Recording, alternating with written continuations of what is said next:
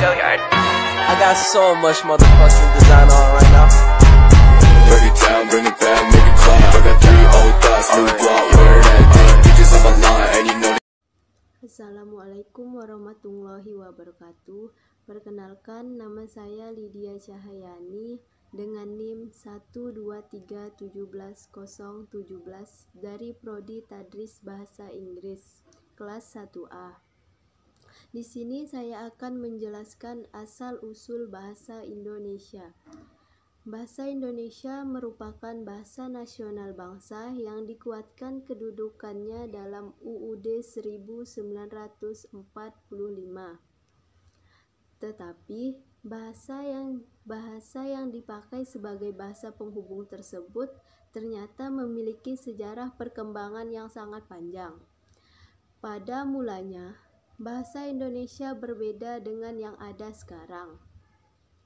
Sebagaimana ditulis dalam sejarah, bahasa Indonesia berakar dari bahasa Melayu. Sebelum kedatangan bangsa Belanda ke Indonesia, bahasa Melayu sudah digunakan sebagai bahasa komunikasi dan bahasa perdagangan antar daerah.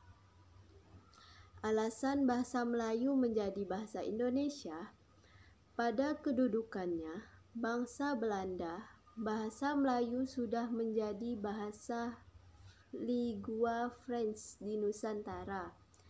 Bahasa Melayu dijadikan sebagai bahasa penghubung dan juga bahasa perdagangan. Bahasa Melayu sendiri sebenarnya termasuk bahasa Austronesia yang merupakan cabang dari bahasa-bahasa suku Sunda dan suku Sulawesi.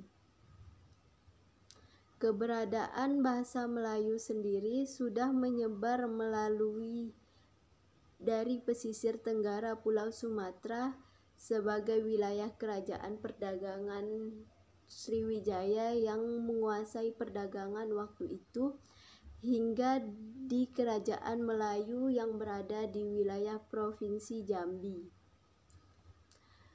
Bahasa Melayu mulai terpecah sekitar abad 19 menjadi bahasa Indonesia yang waktu itu sebagai bahasa Hindia Belanda.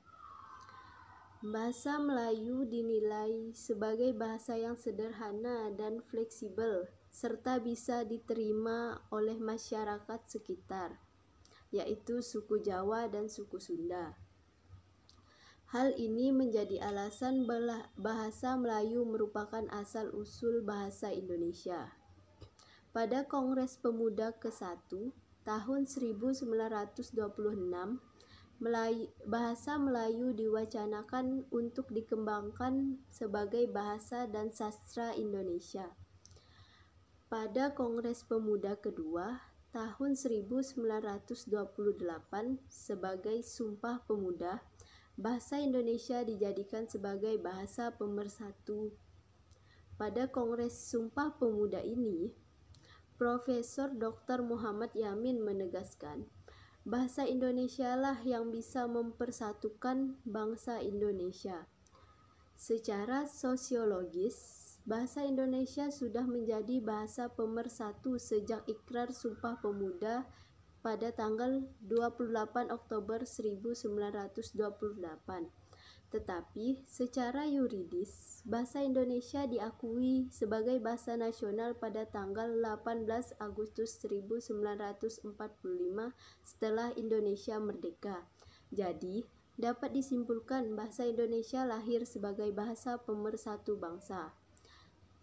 Mungkin itu saja dari saya. Mohon maaf jika terdapat kesalahan kata. Terima kasih. Wassalamualaikum warahmatullahi wabarakatuh.